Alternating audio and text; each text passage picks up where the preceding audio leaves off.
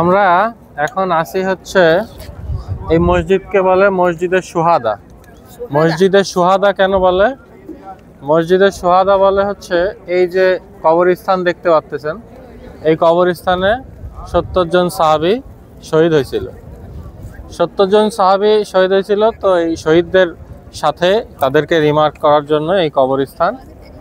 এই ৭০ জন সাহাবীর মধ্যে নবী রাসূল সাল্লাল্লাহু আলাইহি ওয়াসাল্লামের চাচা হামজা রাদিয়াল্লাহু আনহু ছিল, আরও ৭০ জন সাহাবী ছিল। তো এই যুদ্ধের আগে মুহাম্মদ সাল্লাল্লাহু আলাইহি ওয়াসাল্লাম থাকা অবস্থায় তো বেশ কয়েকটা যুদ্ধ হয়েছিল। তার মধ্যে বদরের যুদ্ধ ছিল। বদরের যুদ্ধ বদরের স্থানে হয়েছিল, ওখানে মুসলিমরা জিতছিল। ঠিক আছে, মুসলিমরা কাফিরদেরকে অ্যাটাক করে স্ট্র্যাটেজিক্যাল একটা ভালো অ্যাটাকিং করে তাদেরকে হারায় দিছিল। এবং ওখানে জয়ের পরবর্তীতে এই কাফেররা যারা মক্কার ছিল ওরা চেষ্টা করছে অ্যাটাক করার। তো অ্যাটাক করার জন্য ওরা এই যে উহুদে অ্যাটাক করছে। ঠিক আছে, উহুদের যুদ্ধ যখন হয়েছে বেসিক্যালি এই ৭০ জন সাহাবী মারা গেছে যে এই যে জাবালে রোমা বলে, হ্যাঁ, এই পাহাড়টা, এটা উহুদের পাহাড়েরই অংশ আর কি। তো এইখানে যুদ্ধটা হয়েছিল। মানে যুদ্ধ ওই আমলে যখন হতো তখন কিভাবে হতো?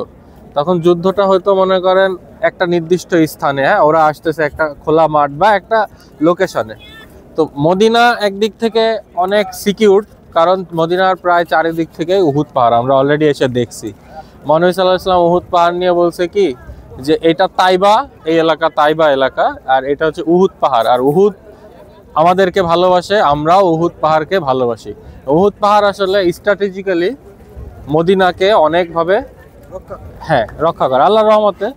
তো যাই হোক, এখানে যখন যুদ্ধটা হয়েছিল তখন মুহাম্মদ সাল্লাল্লাহু আলাইহি ওয়াসাল্লামের আদেশ ছিল এই যে পাহাড়ের উপরে এখানে বিভিন্ন জায়গায় আর্চার, তখন তো থাকতো, তীরন্দাজ লোকজন থাকতো।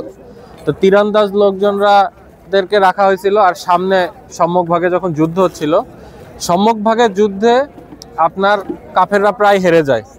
তখন কিন্তু খালিদ বিন ওয়ালিদ, হ্যাঁ, আল্লাহর তরবারি, সে কিন্তু তখনও মুসলিম হয়নি, সে তখনও কাফির।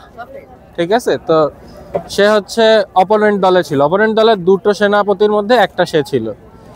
তো যখন মুসলিমরা জিতে যাচ্ছে প্রায়, এখন সেই সময় তো যুদ্ধের মাল, জিতে গেলে যুদ্ধের মাল সামানা নেওয়া যেত যারা যুদ্ধ করছে।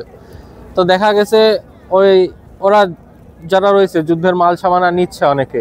ঠিক আছে, কারণ ওই কাফিররা অলরেডি পিছে ফিরে পালাচ্ছে।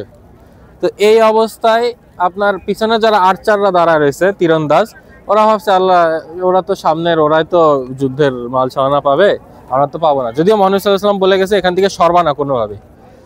এরা যখন ওই পাবে দেখে সরে গেছে, তখন খালিদ বিন ওয়ালিদ, সে তো খুবই একটা বুদ্ধিমান সেনাপতি, সে অপোনেন্ট দিক থেকে এসে উল্টো দিক থেকে অ্যাটাক করছে। কারণ ওরা যে এই লোকেশনটা সিকিউর করে রাখছিল, ওই সিকিউর লোকেশনটা তখন কি হয়ে গেছে, ফাঁকা হয়ে গেছে।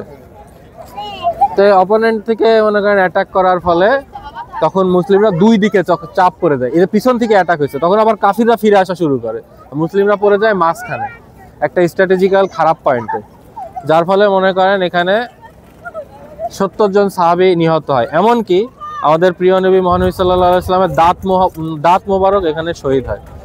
হ্যাঁ, এখানেই আপনার দাঁত মোবারক যুদ্ধের সময় শহীদ হয়। এবং এইখানে কিছু সাহাবীর আপনার বীরত্ব কথা, তারা আল্লাহ তাদেরকে পাঠায় দিছে, তারা মুহাম্মদ সাল্লাল্লাহু আলাইহি ওয়াসাল্লামকে ঘিরে ধরে রাখছিল যাতে তাকে সেইভাবে অ্যাটাক না করায়। ঠিক আছে, এবং আপনার মারাও গেছে আর কি এইভাবে করে।